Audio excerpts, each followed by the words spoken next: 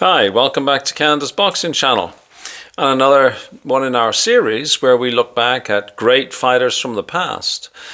Now, previously I've looked back to people who were active maybe in my lifetime, certainly in my father's lifetime. This time I'm going back even further. I'm going back to a fighter who would have been active in my grandfather's time. I'm going to talk about a fellow who absolutely changed the sport. He brought boxing from a marginally legal/illegal event to the sport that actually became certainly America's most popular sport and arguably the world's most popular sport for a while. And I'm talking about none other but the Manassa Mauler, the great, the one and only Jack Dempsey. Now, Jack Dempsey was a truly inspirational character, and it's known that actually he inspired people like Rocky Marciano and very famously Mike Tyson, who when Mike Tyson was a kid used to look at old fights and saw something in Jack Dempsey that really inspired him to become the person he became in the ring. Excuse me. So, as always, we'll look at his early life, we'll look at some of the most famous fights he had, and then we'll end up with what he did post-fight up to the time of his passing. And then we can ask ourselves the question, today, is Jack Dempsey overrated, underrated, or just about right? Obviously, he won't qualify for my lifetime top 10. Jack Dempsey had retired a long time before I was born. And I will opine on whether or not there's a space for him in an all-time top 10. And as always, I invite your comments in the comment section of this video. This is a great opportunity for us to swap opinions, ideas, thoughts, and just have interaction with each other as boxing fans. There is a famous book, a fabulous book actually, called, I'm going to get it right, A Flame of Pure Fire, Jack Dempsey and the Roaring Twenties. It's written by Roger Kahn. I used to own a hard copy. I've got a copy now on Kindle. It's an older book written in 1999. Roger Kahn is a famous baseball writer, but he's written this excellent book about Jack Dempsey, and much of what I'm going to talk about today I learned from reading that book. And again, as always, I encourage people to go onto YouTube or any other place where there's videos that you want to watch. There are some videos about Jack Dempsey. There's some film of his fights, and when you watch them, you'll probably be like me, thinking, "Oh my God, that's like so awesome!" Really, because he was an awesome guy.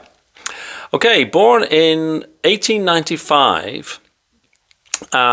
His parents actually were Mormons, and it's interesting that to this day, if you are a Mormon who doesn't follow the religious teachings, so like you like to go out for beers, you maybe chase women, you're often called a Jack Mormon, because Jack Dempsey, whilst raised as a Mormon, certainly didn't follow the teachings of his faith.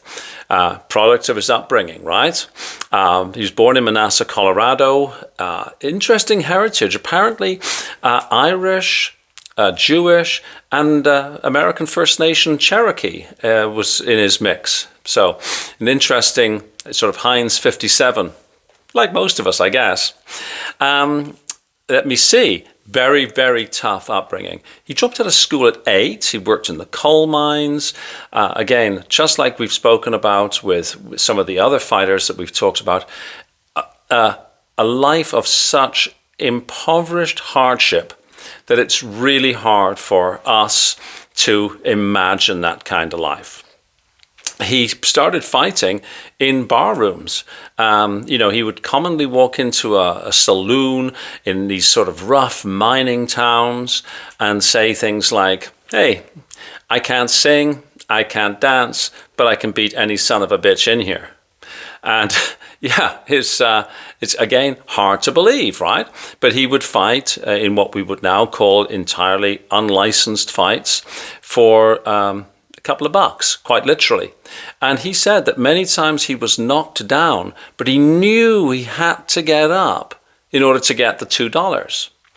In one of his early fights, when he was stopped, he said, yeah, well, I hadn't eaten for 4 days.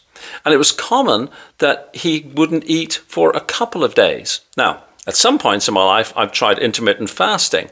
And maybe I've gone 60 hours, but I feel as weak as a kitten and absolutely was in no shape to go for a workout or anything.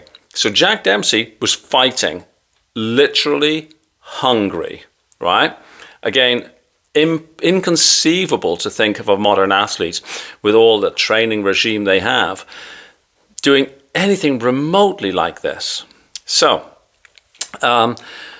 his wife, apparently, is a cute story. And this is basically just like a series of anecdotes, right? I mean, this is unedited. It's just going to be, my notes and just sort of a review, if you like, of snippets of Jack Dempsey's life. We could be here for 2 or 3 hours and probably not even cover it all, and I'm going to limit myself to, 25 minutes or so.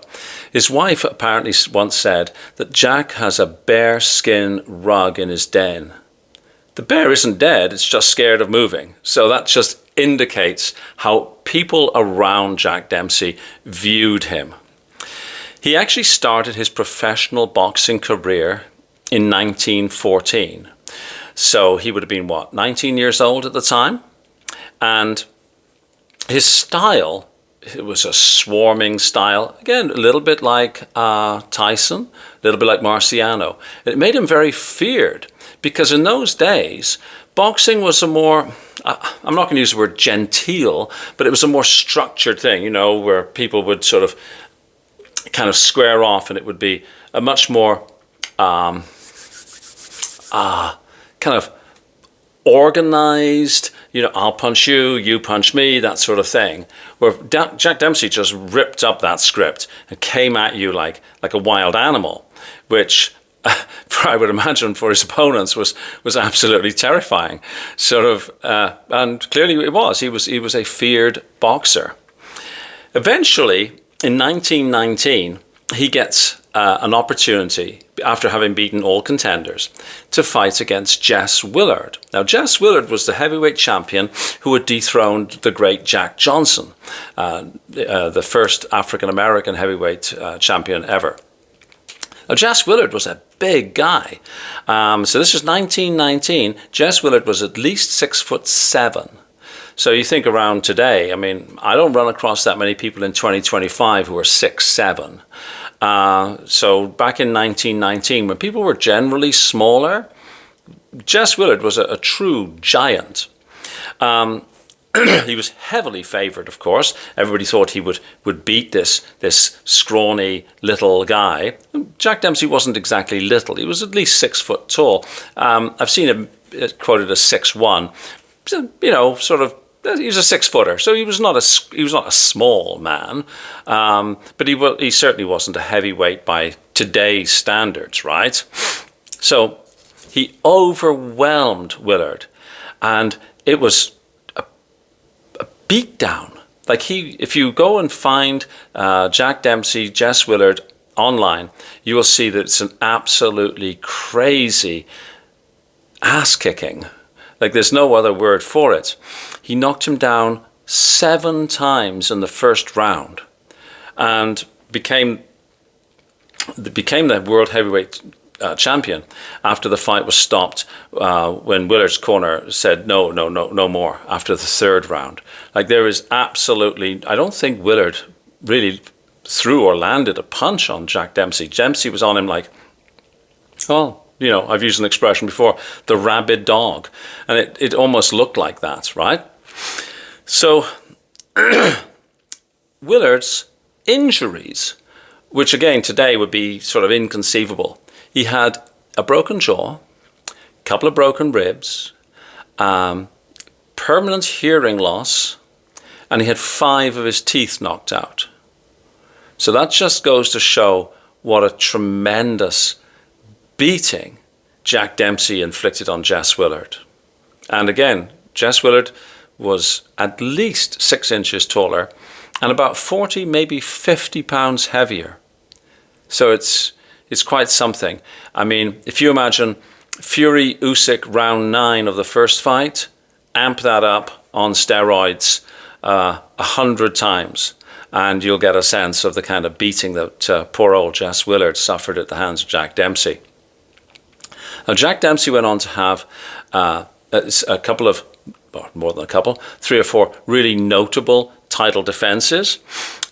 He fought against Billy Miske in 1920. It was his first title defense, a 3rd round knockout. He fought Bill Brennan, who was actually, gave him a harder fight than he was expecting. It was knocked out, 12th round knockout. And then we get to a very famous fight.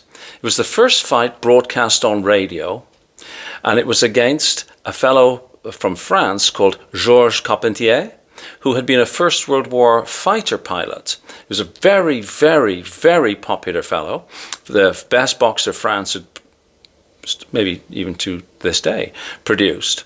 A natural light heavyweight, so the smaller man. And he was a big, big fan favorite. This was the very first boxing match that generated over $1 million, $1 million gate. And again, we're talking now of 1921. So before my parents were born, certainly within my grandfather's life, I think my granddad was the same age as Jack Dempsey. So $1 million then is one hell of a lot more than $1 million is today, right? A great fight. Dempsey stopped him in the 4th round. It was, and Carpentier had over 100 fights, and with a 90% win ratio. Carpentier was a serious fighter. Then he had a very famous fight. He fought a guy called Tommy Gibbons in 1923, which was a decision win.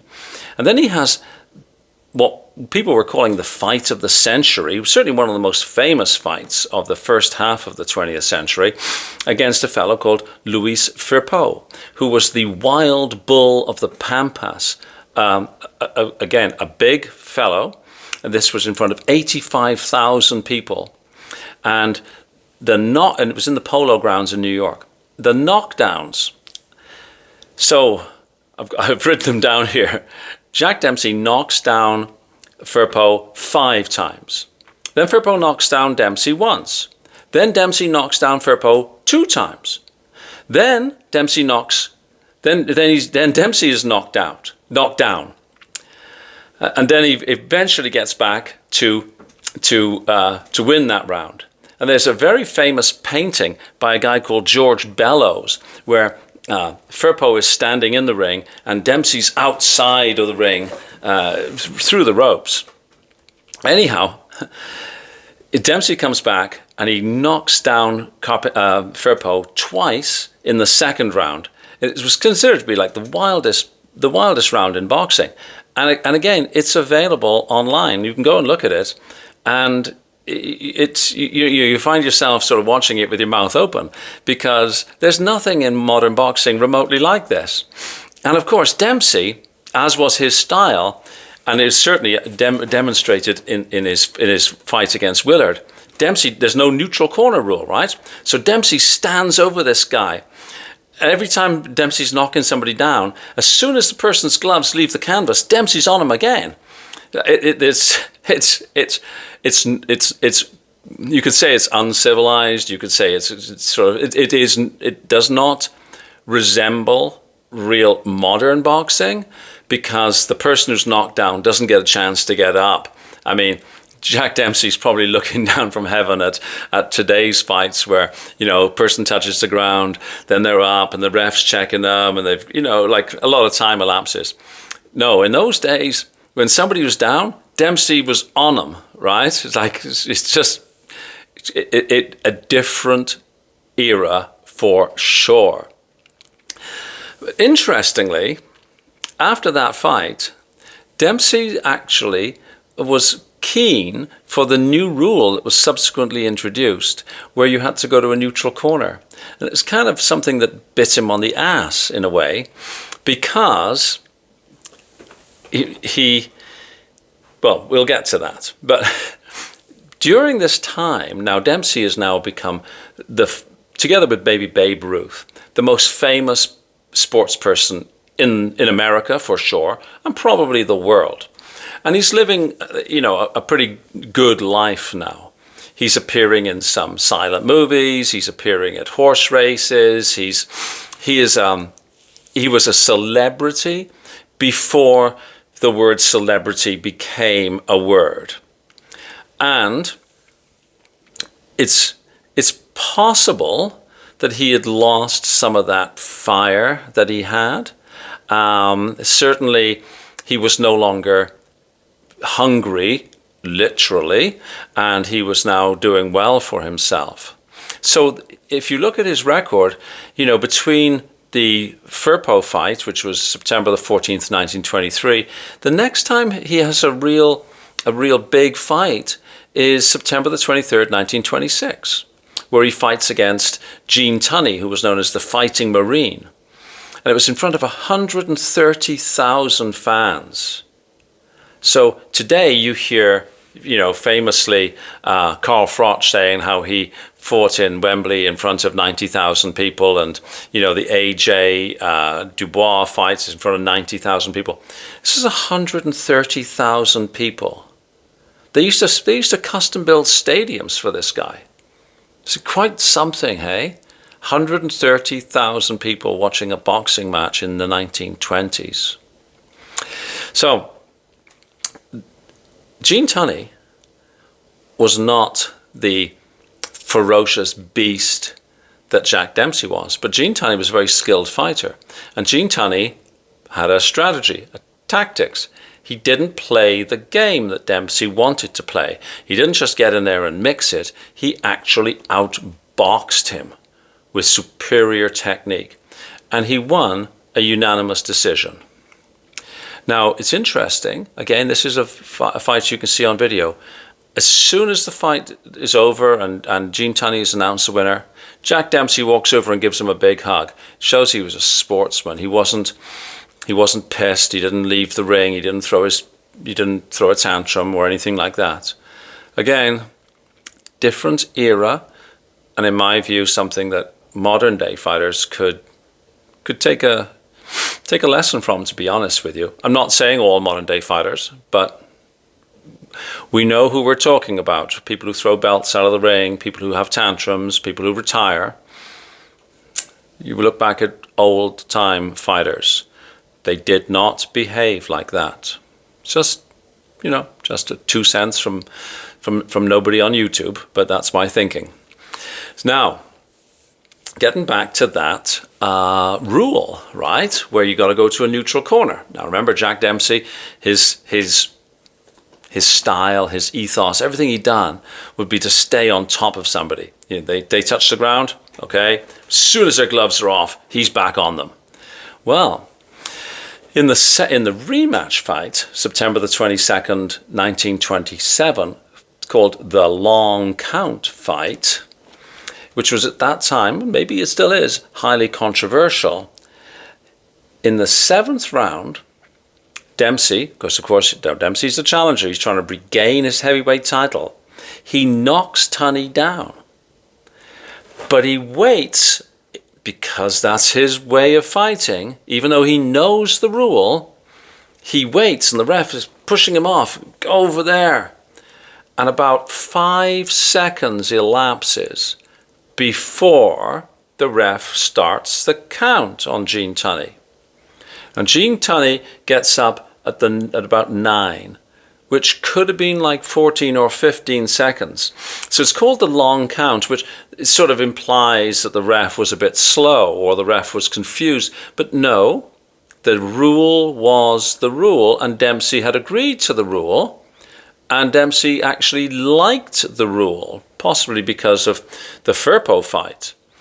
But Dempsey had, in the heat of the moment, was not following those rules.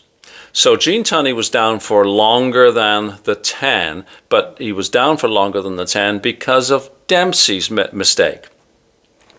So Dempsey, who probably, if he'd skedaddled back to the neutral corner right away, it's probable that Gene Tunney would have been counted out and Jack Dempsey would have been the first man to regain the World Heavyweight Championship. But we had to wait for Floyd Patterson to do that some 50 years later? Just under 50 years later. So Gene Tunney wins the rematch by unanimous decision. Again, the same style. He's just a technically better fighter. So when Gene Tunney gets off the ground, after this long count, Gene Tunney immediately is on his bike backing away. He doesn't immediately re-engage with Jack Dempsey. He doesn't play Jack Dempsey's game.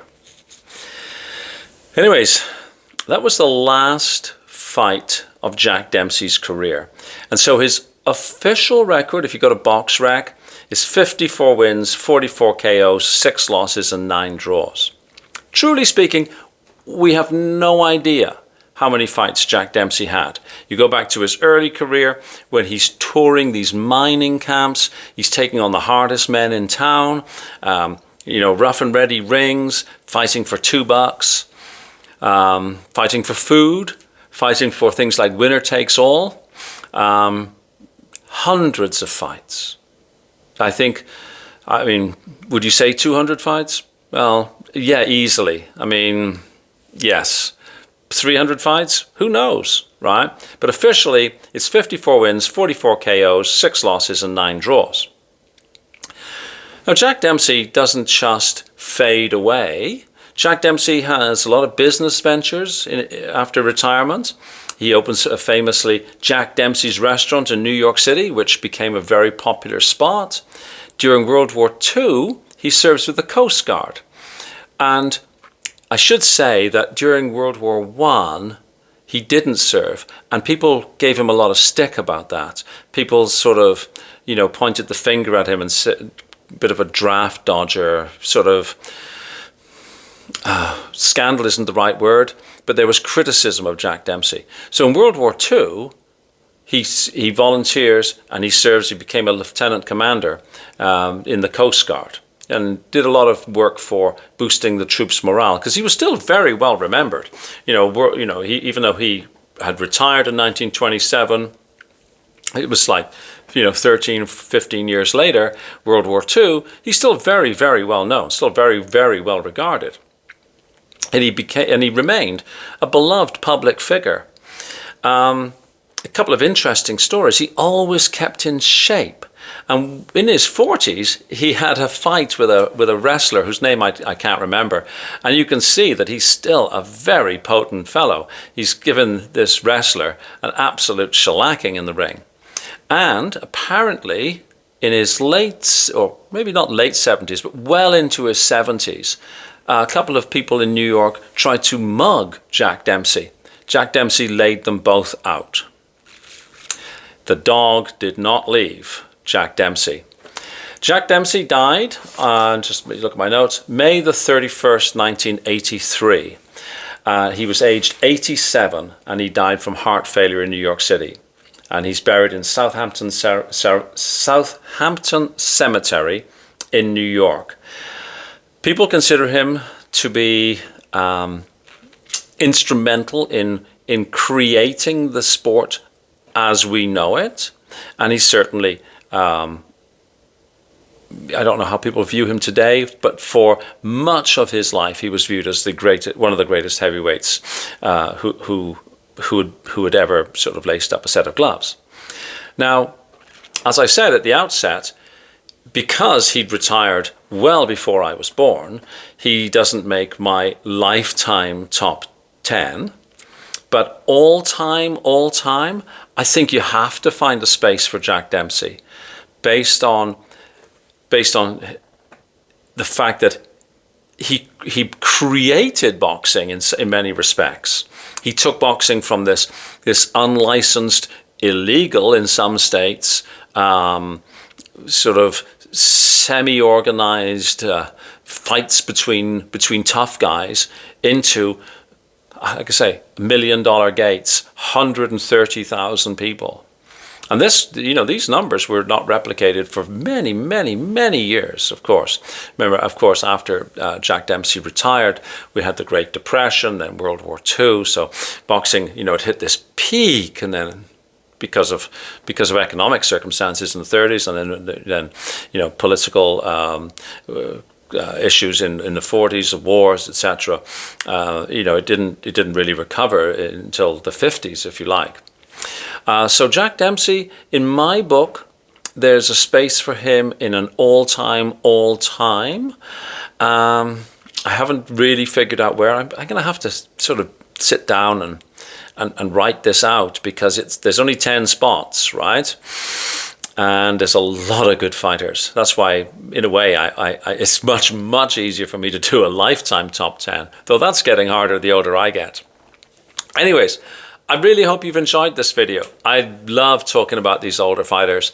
And honestly, I get way more excited talking about these old-time fighters than I do about modern-day fighters. I think probably that comes across as well, right? Please let me know what you think in the YouTube video, in the comments section of this YouTube video. And let me know also if you'd like us to talk about other fighters. There's tons of fighters to talk about, and once a week or so, I plan on diving into the history books and giving a little career retrospective about these just great athletes of the past. So if you like this video, please like, please subscribe, please share, please comment, and have a fabulous day. Time for me to go and feed the horses. Thanks very much, everybody. Bye-bye.